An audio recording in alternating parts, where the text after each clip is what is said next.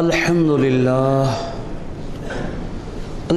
لله رب العالمين والعاقبة للمتقين والصلاة والسلام على سيدنا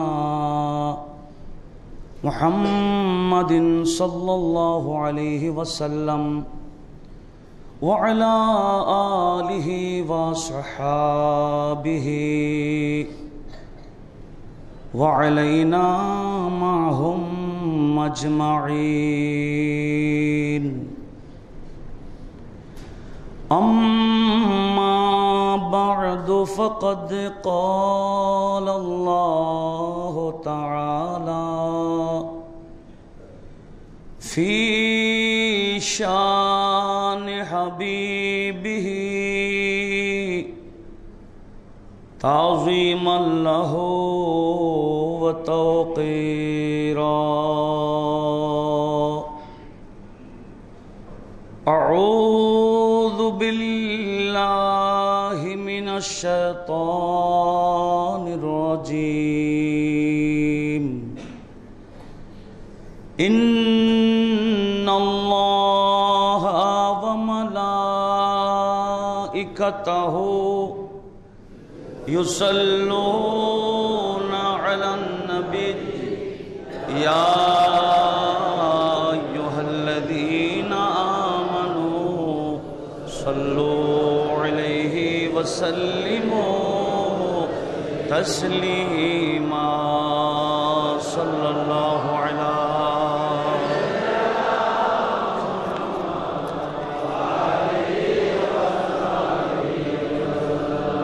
اللهم صل على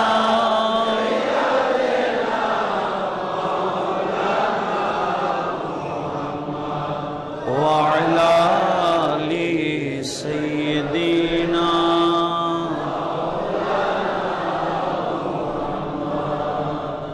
سامنے حضرت ہوں میرے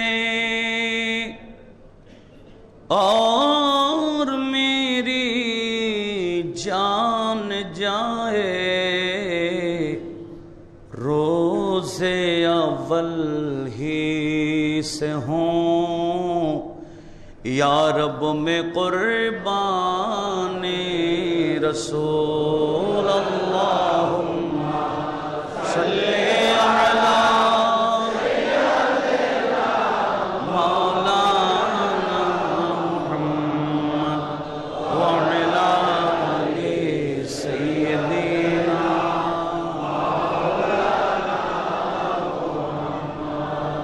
جان تجھ میں آئے گی بے جان پڑھنا تے نبی حق تعالی خود ہی پڑھتا نعت در شان رسول اللہم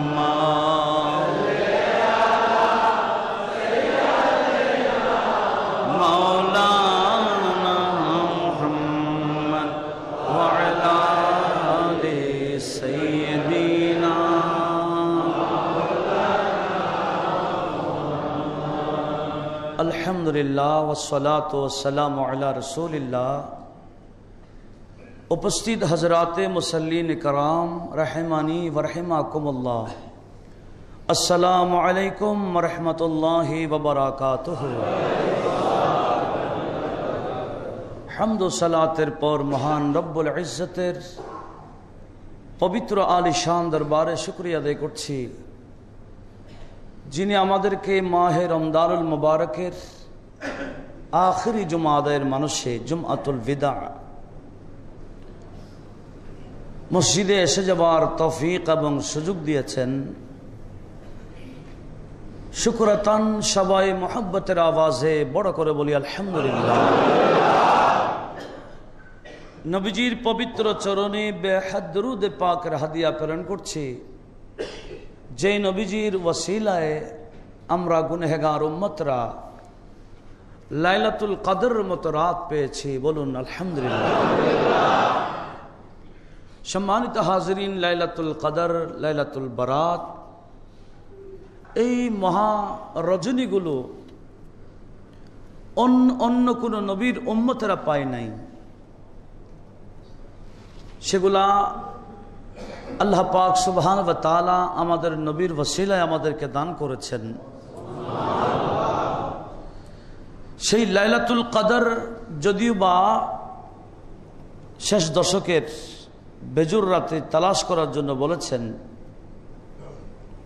তো আমরা 27 তারিখ যে রাত, 26 তারিখ দিবাগত রাতের তথা আগামী কাল রাত যেটা, সেটাকে আমরা লাইলাতুল কদর হিসেবে অনেক এক ধরনের নিশ্চিত করে রাখি।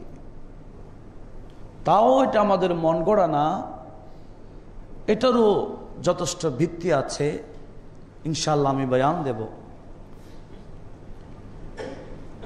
এই লাইলাতুল কদর এটা দয়া করে রব্বুল আলামিন আমাদের নবীকে কেন দিয়েছেন? ইমামে মালিক মুআত্তাল ইমামিল মালিক, যে কিতাবটা সর্বপ্রথম ভলিউম আকারে হাদিসের কিতাব হয়েছিল, এগুলা বুখারী শরীফ হবার আরো 70-80 বছর আগের, ইমাম বুখারীর আরো 70-80 বছর আগে। সে মুআত্তা ইমামিল মালিক ওই কিতাবে নোট হয়েছে, ইমামে বাইহাকি সুনানে কুবরাতে নোট করেছেন, আন মালিকিন আন্নাহু সামিয়া মান ইউসিক বিহি মিন আহলিল ইলমি।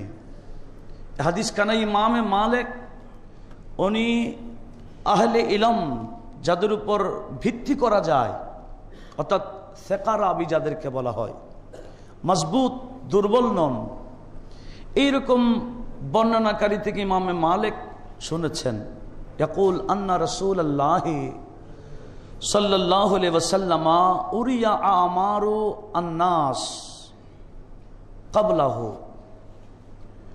একদিন রব্বুল আলামিন রাসূল পাককে আগের যুগের মানুষের হায়াত আমারকে দেখানো হয়েছে। আও মা শা আল্লাহু মিন যালিকা ফাকান্নাহু তাকাসারা আমারু উম্মতিহি আন ইয়াবলুগু মিনাল আমাল মিসলাল্লাযী বালাগা গায়রুহুম ফি তাওলিল উমরে। তো নবীজি দেখতে পেলেন আগের যুগের উম্মতের হায়াত হাজার হাজার বছর, যত হায়াত ইনাদের আমল তত। তখন আমার নবীজি দেখতে পেলেন যে নবীজির উম্মতের হায়াত তো কম, যে ফাকান্নাহু তাকাসারা আমারু উম্মতিহি আন ইয়াবলুগু মিনাল আমলে মিসলাল্লাযী বালাগা গায়রুহুম। অন্যান্য উম্মতেরা আমল করতে করতে যত বছর অতিবাহিত করেছেন, এইরকম বয়স, এরকম হায়াত আমার উম্মত পাবে না।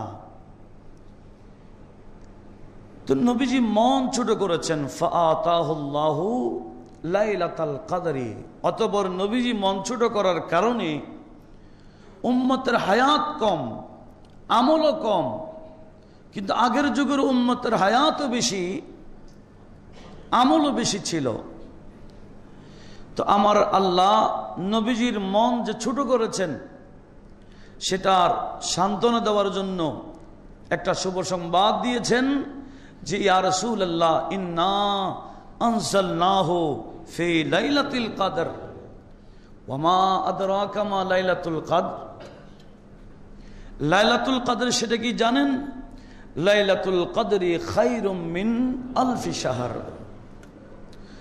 আগের যুগের উম্মতেরা 1000 বছর লাগাতার 1000 মাস, 1000 মাস হিসাব করলে দেখা যায় 83 বছর 4 মাস।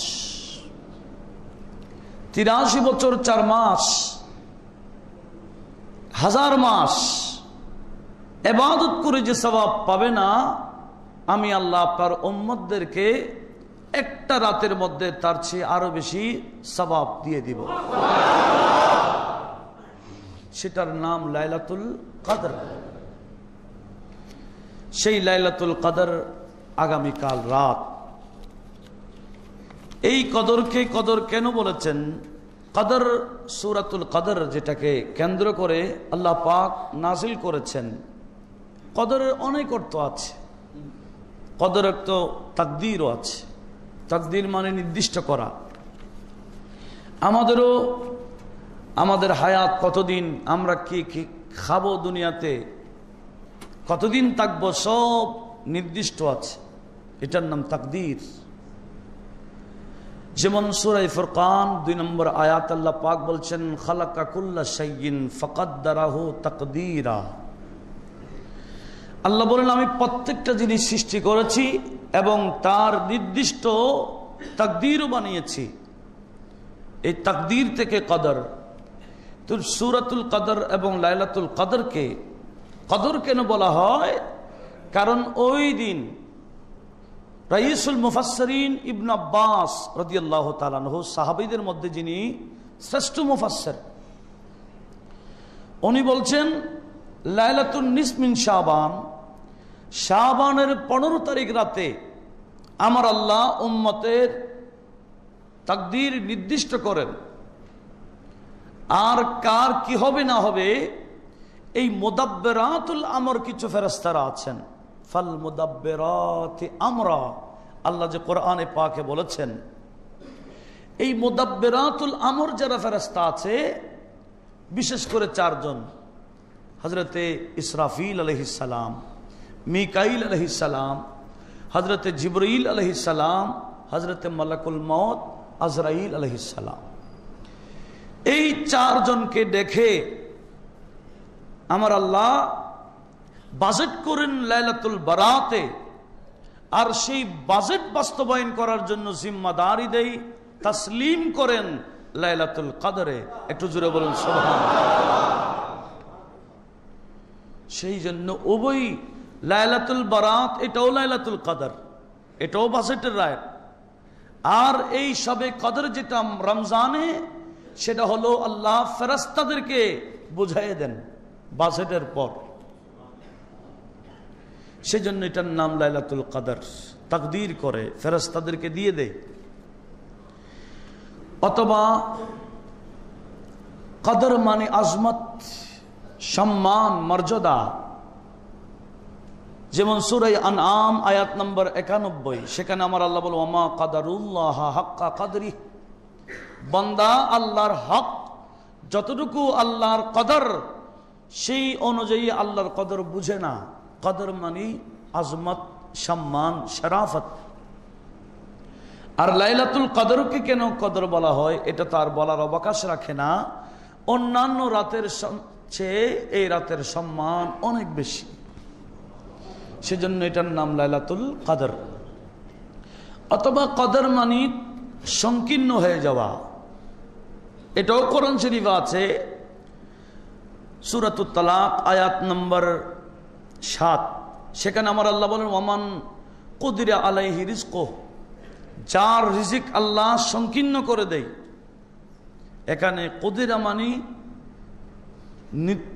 সংকীর্ণ করে দেওয়া, কমাই ফেলা। তো লাইলাতুল কদরকে কদর কেন বলা হয়? এখানে কি কমে যায়?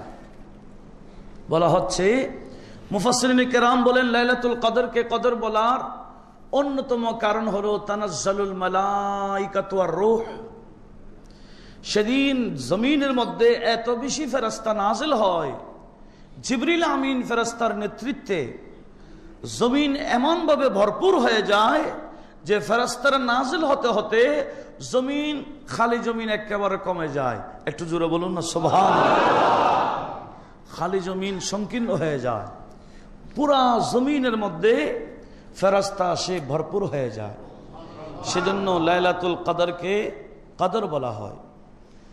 এইভাবে মুফাসসিরিন কেরাম তাফসীর করেছেন কদরের। আর এই কদর,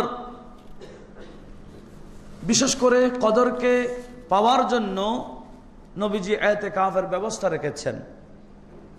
গোটা এলাকার মধ্যে যে কোনো একজনকে থাকতে হয়। মাশাআল্লাহ, আমাদের এখানে তো অনেকজন ইতিকাফ নিয়েছেন। দোয়া করব আল্লাহ পাক সুবহানাহু ওয়া তাআলা ওনাদের ইতিকাফাতকে কবুল এবং মঞ্জুর করুন। ওনাদের ওসিলায় আল্লাহ আমাদের সবাইকে সেই লাইলাতুল কদর পাওয়ার তৌফিক দান করুন। হাদিসে পাকে আসছে, বিশেষ করে হাদিস খানা নাসাই শরীফ হাদিস নম্বর 1356, সুন্নে কুবরা তাও ইমামে নাসাইর 3343 নম্বর হাদিস, ইবনে মাজাহ শরীফে 1775 নম্বর হাদিস। হাদিস খানা আমার বুখারী শরীফ আসছে, বুখারী শরীফের হাদিস নম্বর 2016। আবু দাউদ শরীফ তাও সাহাসিত্তার অন্যতম কিতাব, সেখানে 1282 নম্বর হাদিস। মোটামুটি সাহাসিত্তার 4টার মতো হাদিসের পাকে আসছে। সেটা হলো আবু সাঈদুল খুদরি রাদিয়াল্লাহু তাআলা আনহু, উনি বর্ণনা করছেন আন্না রাসূলুল্লাহ সাল্লাল্লাহু আলাইহি ওয়াসাল্লাম ইতাকাফাল আশরাল আউয়াল মিন রমাদানা, নবীজি রমজানের প্রথম দশকে ইতিকাফ নিলেন। সুম্মা ইতাকাফা আল আশরাল আওসাত, এরপর আবার মধ্য 10 দিন ইতিকাফ নিয়েছেন। শুধু লাইলাতুল কদরকে তালাশ করতে গিয়ে নবীজি দেখলেন প্রথম দশকও নাই, মধ্য দশকও নাই। ফি কুব্বাতিন তুর্কিয়িন, ইতিকাফ নিয়েছেন তুর্কি একটা কুব্বার, যেটাকে আমরা তাবু বলি, তাবুর ভিতরে ছিলেন নবীজি। প্রথম 10 দিনও ছিলেন, দ্বিতীয় 10 দিনও ছিলেন। দ্বিতীয় 10 দিন শেষ, সুম্মা তালা রাসাহু, সে তাবু থেকে নবীজি মাথা মোবারক বের করলেন। ফাকালা ইন্নী ইতাকাফতু আল আশর আল আওয়াফিল আল আউয়াল ওয়া আলতামিসু হাদিহিল লাইলা, আমি প্রথম 10 দিন ইতিকাফ নিয়েছিলাম লাইলাতুল কদরকে তালাশ করার জন্য।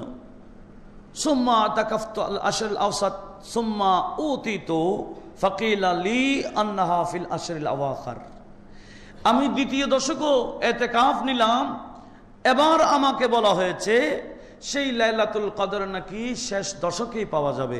একটু জোরে বলুন সুবহানাল্লাহ। নবীজি মাথা মুবারক বের করে বলছেন, ফামান কানা ইতাকাফা মাই ফালিয়াতাকিফ আল আশর আল আওয়াখির, যারা আমার সাথে ইতিকাফ নিতে চায় আমি নবী ঘোষণা দিলাম তারা যাতে শেষ দশকেই ইতিকাফে চলে আসো। ফাকাদ উরিতু হাদিহিল লাইলা সুম্মা উনসিতুহা,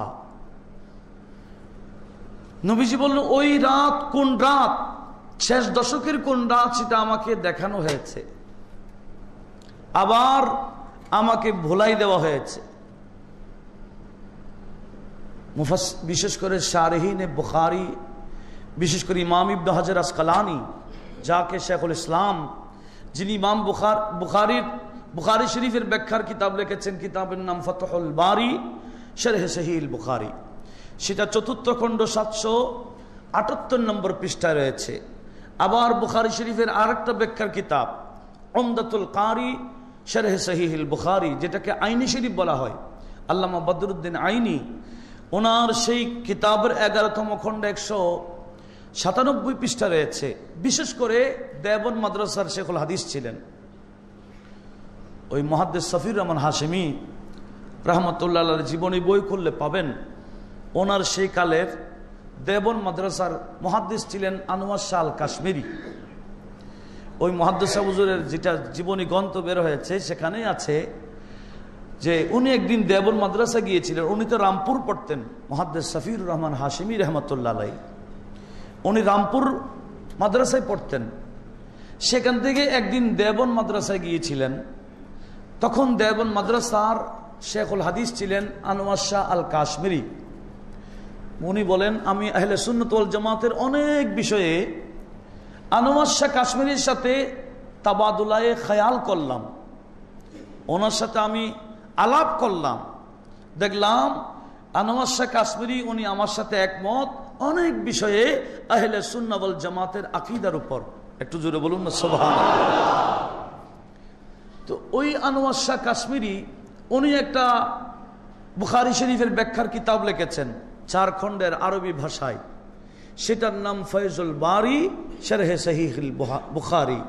সেই কিতাবের 3য় খণ্ড 183 পৃষ্ঠা রয়েছে।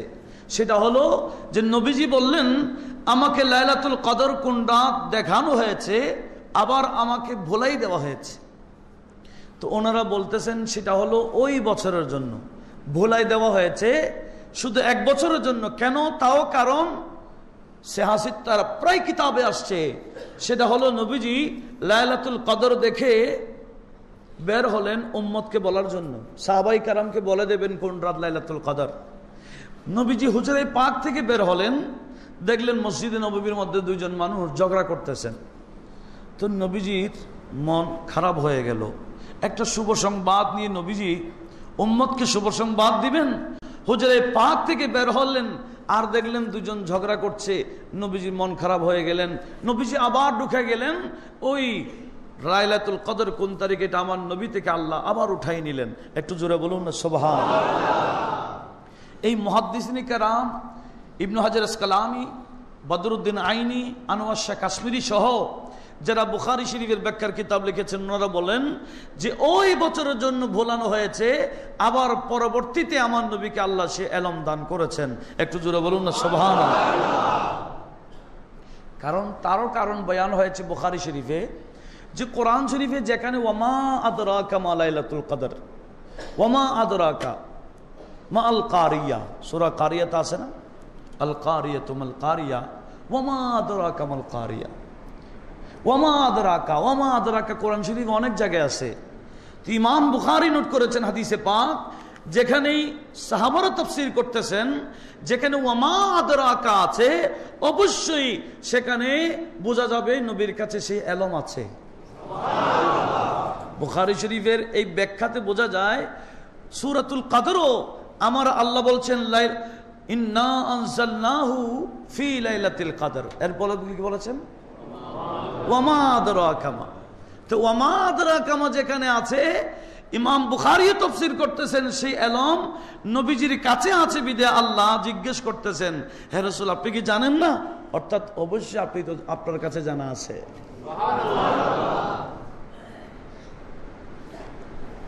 আমরা তো কথায় কথা বলছি আপনি কি জানেন না, মানে আপনি তো জানেন, এইরকম প্রশ্ন। এটাকে ইস্তেফহামে তাকরীরি বলা হয় আরবি গ্রামাটিক্যাল বিষয়ে। ইস্তেফহামে তাকরীরি, প্রশ্ন করা হয় সেটাকে প্রমাণ করার জন্য, মানে আপনার কাছে জ্ঞানটা আছে।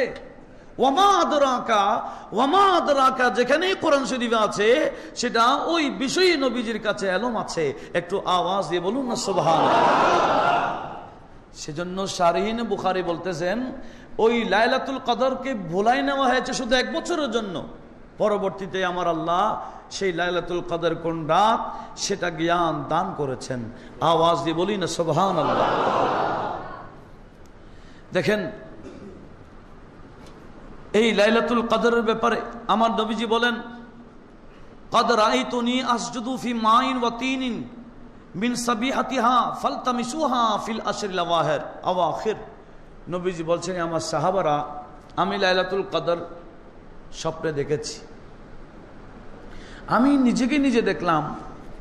নবীজির স্বপ্নটা স্বপ্ন বড় উড়াই দেওয়ার সুযোগ নাই।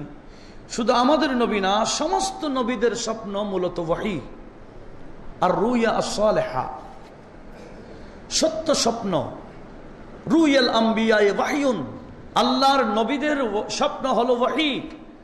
নবীজি বলেন রাইতুনি, কদ রাইতুনি, আমি আমাকে দেখলাম স্বপ্নে যে আসজুদু ফি মাইন ওয়া তিনিন, আমি দেখলাম আমি সিজদায় পড়ে আছি আর আকাশ থেকে বৃষ্টি নাযিল হলো, আর আমি সিজদায় পড়ে আছি, এদিকে আমার কপাল আমার মাথা সব ভিজে গেল বৃষ্টির পানিতে।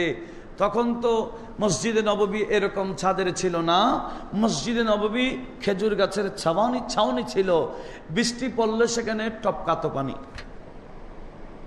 এদিকে নবীজি বলে আমি ঘুমে দেখলাম, আর সেই রাতে উঠে আমি যখন উঠে তাহাজ্জুদ পড়ে সিজদা দিলাম, দেখতেছি হ্যাঁ আমি স্বপ্নে যা দেখলাম সেভাবে বৃষ্টি এসে গেল ওই রাতে।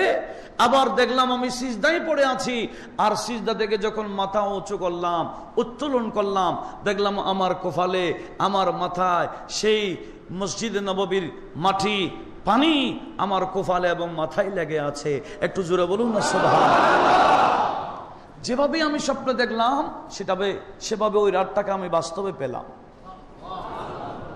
সেই রাতটা কোন রাত? লাইলাতুল কদরের সেই রাতটা কোনটা? দেখেন আমি আগে বিষয়টা বলার আগে রেফারেন্স দিচ্ছি, কারণ এখানে নোট হচ্ছে, আপনাদের মুখস্থ না থাকলেও এখানে যে ভিডিও হচ্ছে সেটা ধারণ করতেছে। আপনাদের মনে থাকবে না, এটা মনে থাকার কথা না, পরবর্তী আপনারা নিতে পারবেন দলিলগুলো। যেমন সিহাসিত্তার অন্যতম কিতাব আবু দাউদ শরীফের 1378 নম্বর হাদিস, তিরমিজি শরীফে হাদিস নম্বর 793, সুননে কুবরাত ইমামে বাইহাকি 4th খণ্ড 312 পৃষ্ঠায় নোট করেছেন। সহিহ মুসলিম শরীফ সিহাসিত্তার 2 নম্বর সহিহ কিতাব, মুসলিম শরীফের 220 নম্বর হাদিস। আবার সহিহ ইবনে খুজাইমা 2191 নম্বর হাদিস। সহিহ ইবনে হিব্বান, দেখেন এই সমস্ত কিতাবের আগে সহিহ বলতে হয়। সহিহ ইবনে খুজাইমা, সহিহ ইবনে হিব্বান, এগুলো হাদিসের কিতাব। আমরা তো মনে করেছি সহিহ মানে সিহাসিত্তার 6টি কিতাব, আর হাদিসের কিতাব নেই। অথচ হুজাইমা, সহিহ ইবনে খুজাইমা বলতে হয়, সহিহ ইবনে খুজাইমা, সহিহ ইবনে হিব্বান, এগুলোর নামের আগে আগে সহিহ বলতে হয়, কারণ ওখানে যায়ীফ অন্য কোনো দুর্বল হাদিস সেখানে নাই। সেই ইবনে খুজাইমা 2191 নম্বর হাদিস, ইবনে হিব্বানে 3689 নম্বর হাদিস, মেশকাত শরীফে 182 পৃষ্ঠায় আসছে হাদিস খানা। অনেক হাদিসের কিতাবে আসছে। এবার আমি হাদিসটা বলছি। হযরত রিজভী বিন হুবাইশ রাদিয়াল্লাহু তাআলা আনহু উনি বর্ণনা করছেন, সাআলতু উবাই ইবনে কাব, আমি রাসূল পাকের সাহাবী হযরত উবাই ইবনে কাবকে জিজ্ঞেস করলাম, ফাকুলতু ইন্না আখাকা ইবনে মাসউদ ইয়াকুল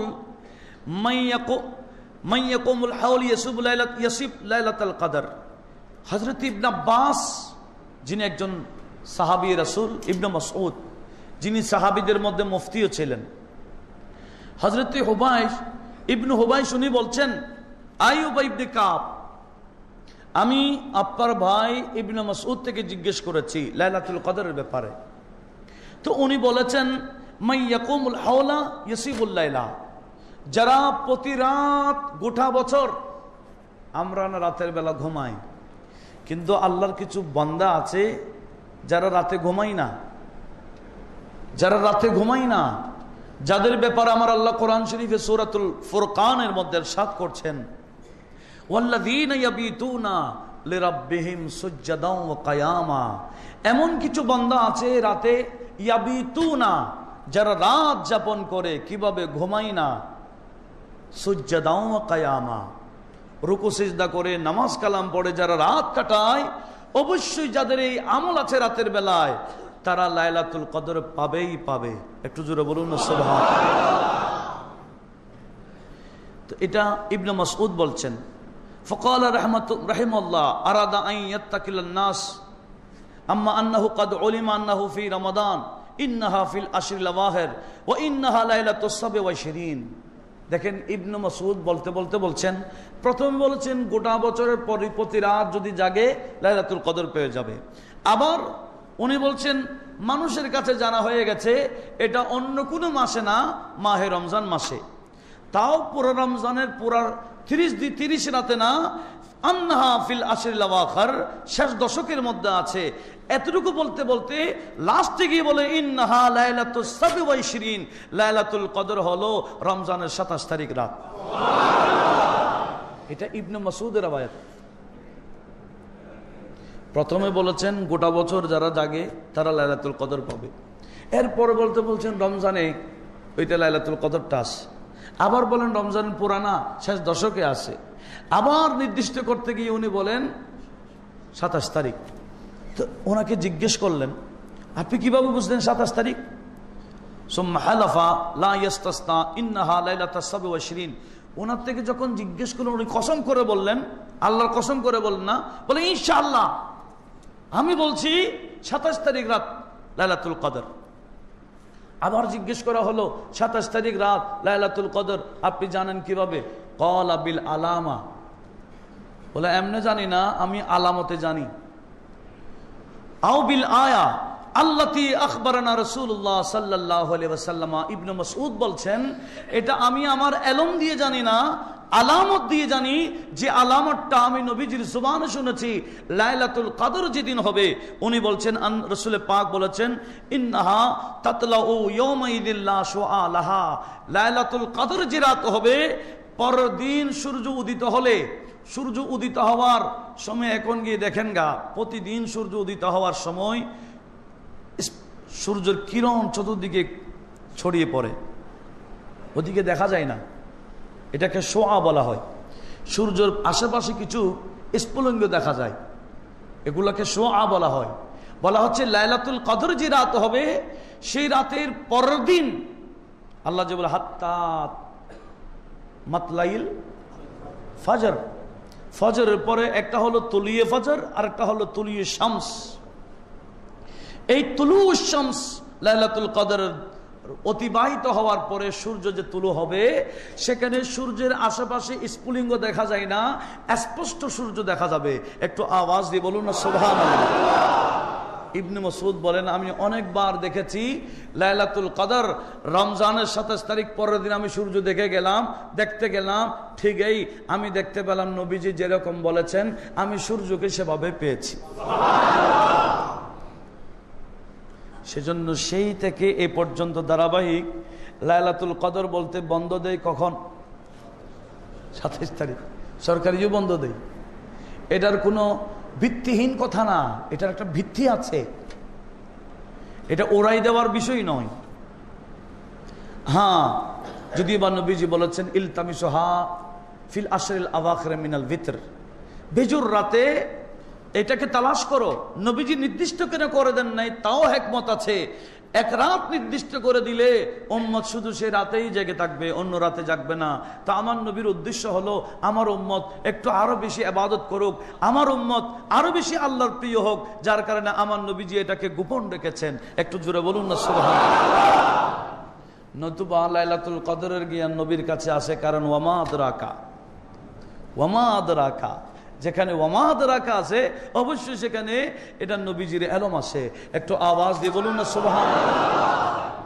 যারা নিয়ে ফেলেছেন, যেমন ইবনে মাসউদ এটাকে এক ধরনের নির্দিষ্ট করে দিলেন। শুধু তাই না, এই লাইলাতুল কদরের ব্যাপারে হাদিসে পাকে আসছে, বিশেষ করে হাদিসখানা বাইহাকি শরীফে আসছে, সুনানে কুবরাতে ইমাম বাইহাকি নোট করেছেন যে একদিন আমার নবীজির দরবারে জিবরিল এসে বলছেন, ইয়া রাসূলুল্লাহ, এমন 4 জন ব্যক্তি আছে, যেই 4 জন ব্যক্তি 80 বছর লাগাতার ইবাদত করেছেন। চোখের পলক মারার যে সময়, চোখের পলক মারতে যে সময় লাগে, ওই অত সম পরিমাণও আল্লাহর নাফরমানি করে নাই, লাগাতার 80টা বছর এভাবে ইবাদত করেছেন। সাহাবাদেরকে নবীজি কথা শোনাই দিলেন, নবীজি শুনে খুশি হলেন। এমন 4 জন বান্দা, তার মধ্যে হযরত আইয়ুব আলাইহিস সালাম একজন, আরেকজন হযরত জাকারিয়া আলাইহিস সালাম, আরেকজন হযরতে তাও নবীজি একজন নবী হাজকিল ইবনুল আজুস আলাইহিস সালাম, আরেকজন হলেন ইউশা বিন নুন আলাইহিস সালাম, যিনি মূসা কালিমুল্লাহর পিছে পিছে থাকতেন, মূসা কালিমুল্লাহর শাগরিদ ছিলেন। ওই যে হযরতে ইউশা বিন নুন, হযরতে মূসা কালিমুল্লাহ যে খিদির আলাইহিস সালামের সাক্ষাতে গিয়েছিলেন, মাছ নিয়ে গিয়েছিলেন, ভুনা মাছ, যার হাতে ছিল উনি হচ্ছে হযরতে ইউশা বিন নুন। এই যে 4 জন, এই 4 জন বান্দা এমন বান্দা যারা 80 বছর লাগাতারই ইবাদত করেছেন, চোখের পলক মারার যে সময়, এই সময় পরিমাণও সামান্যতম নাফরমানি করেন নাই। সাহাবারা শুনে অবাক, 80 বছর লাগাতার, আমাদের মধ্যে তো 80 বছর হায়াত অনেকে পাবেও না। তো সাহাবাদের মন ছোট, এদিকে আমার নবীজি সাহাবাদের মন দেখে ছোট করে, নবীজি মনে কেমন কেমন হলো, আরে আমার উম্মত মন ছোট করেছেন, আমার আল্লাহ জিবরিলকে পাঠাই দিলেন, জিবরিল যাও, এই 80 বছর ওনারা লাগাতার ইবাদত করেছেন, এইটা শুনে আমার মাহবুবের উম্মতেরা মন ছোট করেছে, এরা তো কষ্ট করে 80 বছর ইবাদত করেছে, আমার মাহবুবকে আমি এত গুরুত্ববান, এত মর্যাদা দিয়েছি, মাহবুবের সদকায় আমার মাহবুবের উম্মতকে এত লাগাতার ইবাদত করতে হবে না, লাগাতার ইবাদত করে যে সওয়াব আমি এক রাতেই দিয়ে দিব। সেটার নাম লাইলাতুল কদর। সেই লাইলাতুল কদর আগামী রাত, তা আমাদেরকে কদর করতে হবে, গুরুত্ব দিতে হবে। সেই লাইলাতুল কদর তাও 7 তারিখ, অর্থাৎ শেষ দশকের 7 তারিখ হবার ইবনে আব্বাস, যিনি মুফাসসিরের শ্রেষ্ঠ মুফাসসির, সাহাবীদের মধ্যে যিনি শ্রেষ্ঠ মুফাসসির, উনি বর্ণনা করছেন, কারণ আল্লাহর কাছে ভেজুর বেশি প্রিয়। ভেজুর, ইন্নাল্লাহ ইউহিব্বুল ভিতরা, আল্লাহ ভিতরকে পছন্দ করেন, কারণ আমার আল্লাহ নিজেই ভেজুর, ভেজুরকে পছন্দ করেন। ইন্নাল্লাহ ভিতরুন ইউহিব্বুল ভিতরা, আল্লাহ ভেজুর, নিজেই ভেজুর। আর গোটা কায়নাত সৃষ্টিজাত বানিয়েছেন, ওয়া খালাকনাকুম আজওয়াজা, আল্লাহ হলেন, আল্লাহ বলেন আমি ভেজুর আর আমি তোমাদেরকে জোড় জোড় সৃষ্টি করেছি। সৃষ্টি হলো জোড়া জোড়া, আল্লাহ হলেন আমি ভেজুর, সৃষ্টির সাথে আমার তুলনা নাই। আল্লাহ নিজেই ভেজুর, সেই ভেজুরকে আমার আল্লাহ পছন্দ করে, তার মধ্যে 7 শব্দটাকে, সংখ্যাটাকে আমার আল্লাহ বেশি পছন্দ করেন। 7, যেমন 7 জমিন বানালেন, 7 আসমান বানালেন। যেমন বান্দা আল্লাহর দরবারে সিজদাগি দিতে গেল 7 অঙ্গের উপর ভর করে সিজদা দেয়, এটাকে আজায়ে সাবা বলা হয়। সিজদা দিতে গেলে বান্দা যেমন 2 হাত,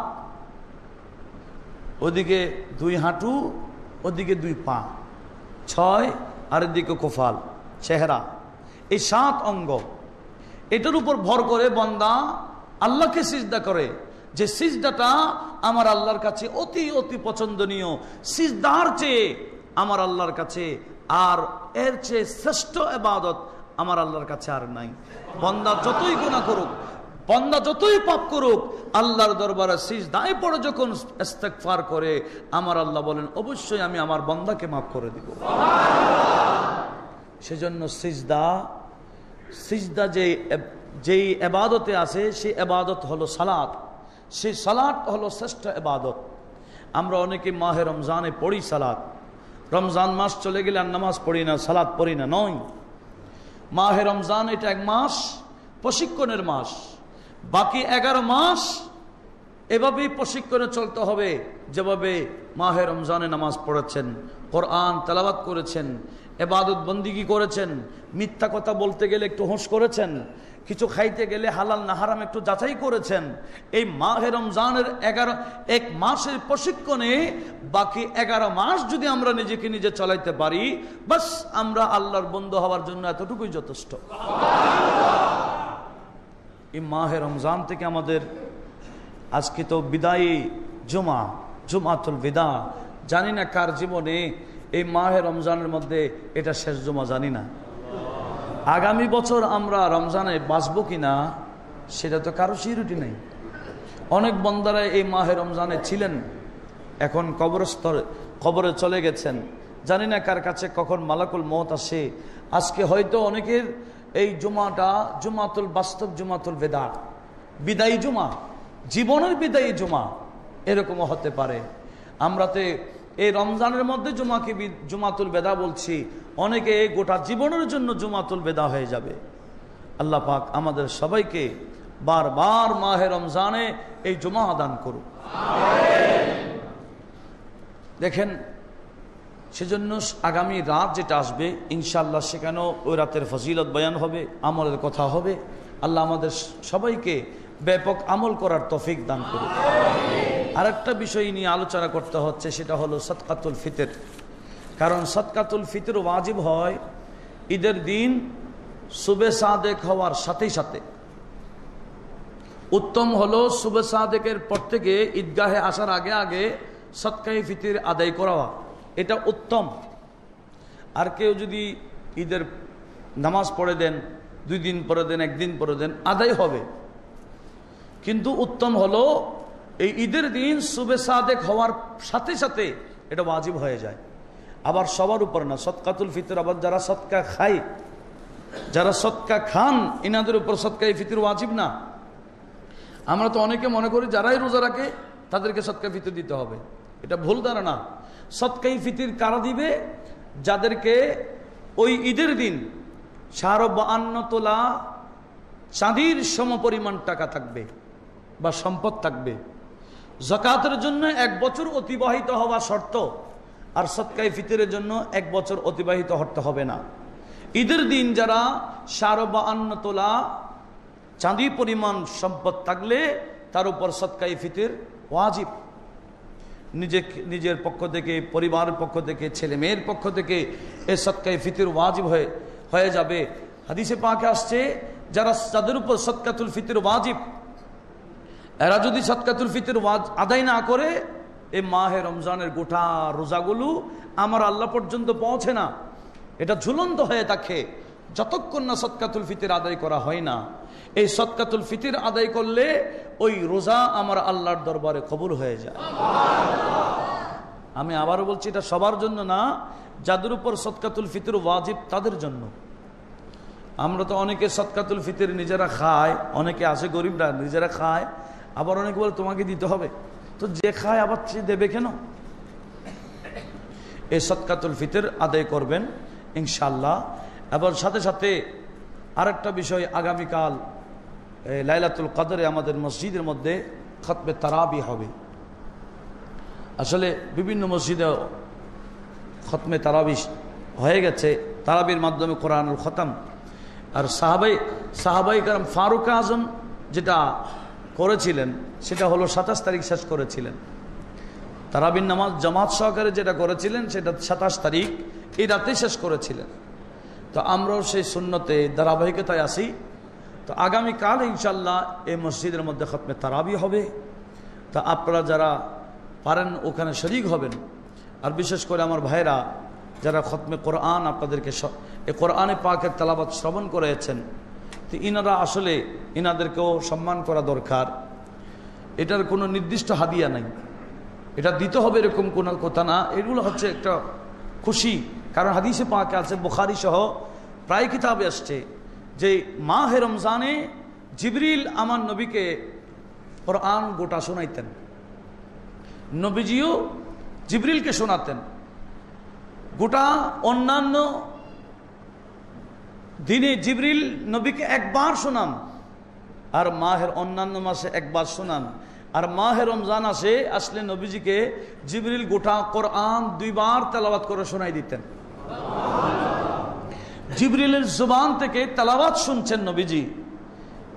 এরপরে হাদিসে পাক আছে ওয়াকানা আজওয়াদান নাস মিন রিহিল মুরসালা, স্পিড বাতাস যেভাবে চলে তার চেয়ে বেশি নবীজি খুশি হয়ে মানুষদেরকে শুধু দান করতেন ও তেলাওয়াত শুনে।